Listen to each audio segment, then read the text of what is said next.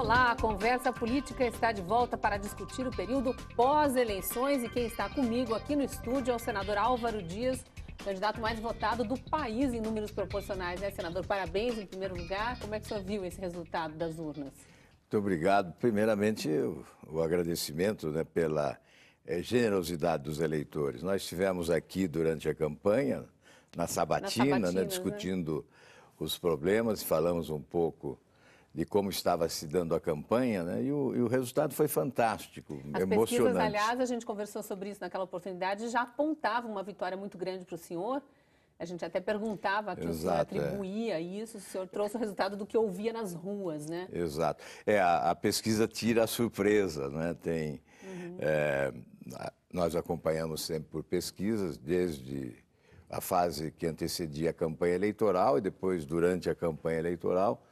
Então, já havia uma sinalização em relação ao resultado. Mas que pedido o senhor acha que veio desses 77% de eleitores paranaenses dando voto para o senhor? Bem, eu creio que o desejo foi manifestar apoio ao comportamento adotado, à postura, ao discurso de oposição, procurando refletir um sentimento de indignação das pessoas e um desejo latente de mudança no país. Essa é a principal conclusão, né? O desejo de mudança. A gente até discutiu isso naquela sabatina, porque, inclusive, acho que, não lembro se foi o Galindo ou o Fernando Castro, jornalistas que me acompanhavam, se fui eu mesma que perguntei, mas a gente via isso desde as manifestações de junho, esse pedido por mudança, e questionava o senhor por ser dos candidatos que se apresentavam, que estava há mais tempo concorrendo aí a diversos cargos. Exato, isso significa que a população quer mudança de comportamento. Mudança de comportamento, de atitude, não é? Quer mudança do modelo vigente e há quem interprete esse desejo de mudança. Eu sempre procurei interpretar e a população disse que entendeu a nossa postura. Portanto, houve uma identificação entre aquilo que eu dizia no Senado, o comportamento que eu adotei e o desejo da população. O resultado foi a votação expressiva. E agora, evidentemente, a cobrança... Bem agora, porque agora que recebeu essa votação e o Paraná votou maciçamente também no candidato da oposição, a presidente Dilma, suponho que o senhor leva um recado duplo aí para Brasília agora, né? O que deseja quem votou é que o trabalho continue. Não mudou agora, mas tem que mudar depois. O Brasil precisa mudar. E o povo sente isso. Que prioridade o senhor diria que tem, não só o senhor, mas quem assume a partir do ano que vem? A prioridade inarredável é o combate à corrupção, porque o Brasil se transformou no paraíso da corrupção nos últimos anos, né? Com essa usina de escândalos, exatamente tendo origem no modelo que nós condenamos e que eu interpreto como o desejo de mudança da sociedade. Modelo político. Não a substituição das pessoas, mas a substituição desse modelo de gestão. Modelo de gestão, modelo de aliança. É mais restrito do que o modelo político, mas é o modelo de gestão administrativa, né, que impõe esse loteamento de cargos, o aparelhamento do Estado, que através do chamado... Não é só em nível federal, que no Estado mesmo, inclusive o candidato do seu partido, que foi reeleito, acabou dando as mãos, digamos assim, para uma parcela do PMDB, que era oposição no governo anterior. Enfim, teve um monte de alianças questionáveis também nos níveis estaduais e municipais, a gente vê também. Um modelo que foi plantado em Brasília com muita determinação pelos ocupantes do poder e acabou sendo clonado para estados e municípios, inclusive, tornando-se suprapartidário.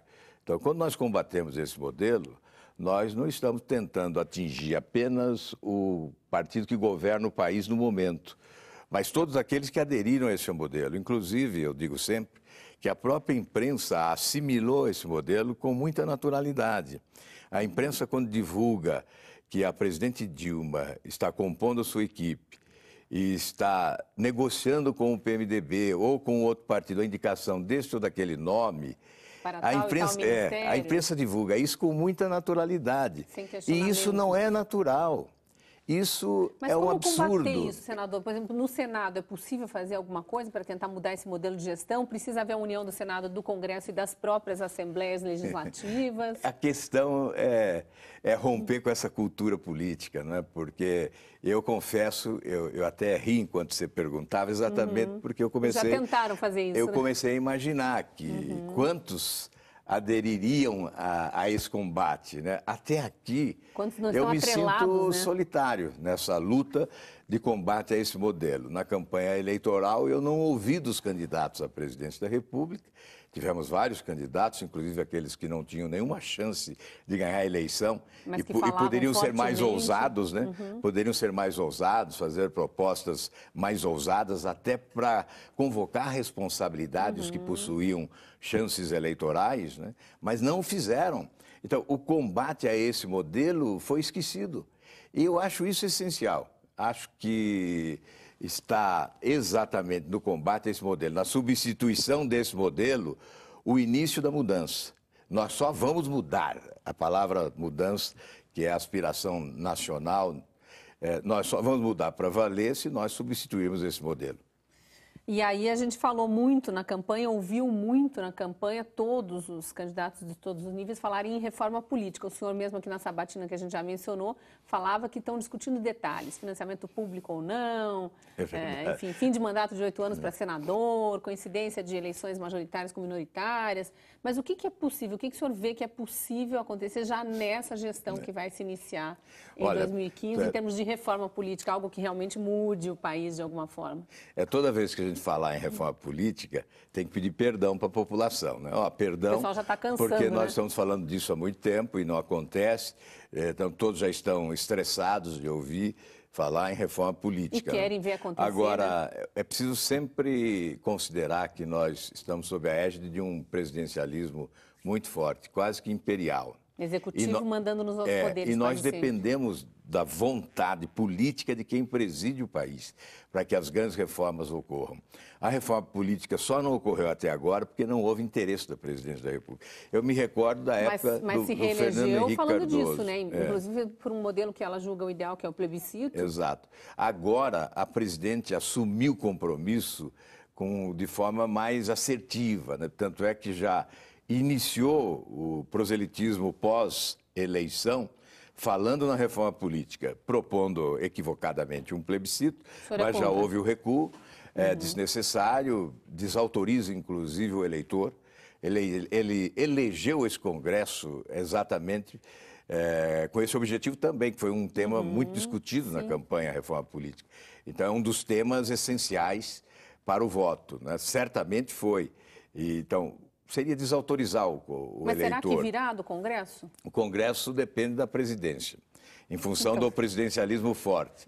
Como a presidente está já dando a largada no pós-eleitoral, falando em reforma política, eu imagino que ela vai propor a reforma. E o Congresso vai ter que deliberar a respeito, sob pena de se desgastar ainda mais, além do desgaste atual. Imagino que seja possível fazer a reforma política, desde que não fiquemos perdidos na discussão de detalhes periféricos, né? O essencial é que deve ser focado. Por exemplo, a reforma política essencial é aquela que organiza partidos políticos, né? Os partidos estão muito enfraquecidos. Determine a criação de partidos de verdade, porque hoje são siglas para registro de candidaturas, né? São partidos que não possuem identidade programática alguma. Mas o que o senhor acha que é possível fazer nessa questão dos partidos? Limitar o número de partidos? Que modelo seria o ideal? Um ponto essencial é da limitação da representação congressual, né? Ou seja, a chamada cláusula de desempenho. Um partido só terá representação no Congresso se ele obtiver, por exemplo, 5% dos votos nacionais distribuídos em pelo menos 9 estados da federação. Aí estaria credenciado... Aí ele realmente representa uma parcela da população. Exato. Aí estaria credenciado a participar da atividade congressual, a receber recursos do fundo partidário e ter espaço no horário de TV e rádio, horário eleitoral. gratuito. Isso já eliminaria uma parcela considerável, né? Um número considerável de partidos. Inclusive o balcão de negócios, suponho que já vai reduzindo Exatamente. em função de um número menor de partidos. Porque essa compra de partidos políticos ocorre durante a campanha, né, naquele processo de discussão de alianças. Aí começa a corrupção eleitoral, porque há partidos que vendem o seu horário de TV, não estão vendendo nenhum patrimônio eleitoral porque não possuem, mas vendem o tempo de televisão, que, aliás, não lhes pertence, mas vende esse tempo de televisão. Então, começa a moralizar já na antivéspera do processo eleitoral. E depois na composição dos governos, né? Se torna uma relação mais fácil para o Executivo com o Congresso e com as Assembleias e Câmara de Vereadores, por consequência. Na verdade, nós temos hoje na Câmara dos Deputados 28 partidos e no Senado 18. Imagine você uma reunião de líderes com 28 partidos, mais líder da minoria. Na verdade, vira quase um comício, né? Então, a dificuldade de entendimento, de convergência, de busca do consenso, a obstrução se torna mais fácil, né? Porque imagine cada líder pedindo a palavra para obstruir, quanto tempo levará uma sessão de deliberação de um projeto de lei importante. Portanto, a cláusula de desempenho, ela não significa que nós vamos proibir a criação de partidos. Que se criem quantos partidos desejarem, para defender teses, empalmar bandeiras, causas, etc. Né? Mas a representação é que se torna limitada. Porque, ao contrário do que alguns imaginam, nos Estados Unidos, nós temos mais de 40 partidos, não só 2. Só que 2 é que concorrem para valer e ocupam os espaços da representação popular. Então, isso é essencial na reforma política. Outra questão importante é acabar com a coligação nas eleições proporcionais, porque aí também já reduz o número de partidos, porque há partidos que não conseguem constituir uma chapa para disputar uma eleição. Né? E o financiamento de campanha. O financiamento é importante. Esse não é mero detalhe, né? Exatamente. Se nós tivermos partidos verdadeiros, né, e com um mecanismo de fiscalização e controle, nós podemos discutir o financiamento público de campanha, que seria o ideal, né, na verdade. Mas enquanto... Já dá uma limpada nessa questão das empresas patrocinando campanhas e depois sendo as que vencem as licitações. Porque, na verdade, corre o dinheiro público. Boa parte da corrupção na administração pública começa na campanha eleitoral, exatamente com o financiamento que exige retorno, né? E aí surgem obras superfaturadas, obras desnecessárias, né? Essa corrupção toda. Enfim, são alterações fundamentais. Se nós nos cingirmos a elas, nós podemos fazer uma reforma rápida e mudar bem esse cenário promíscuo, né, da atividade pública brasileira.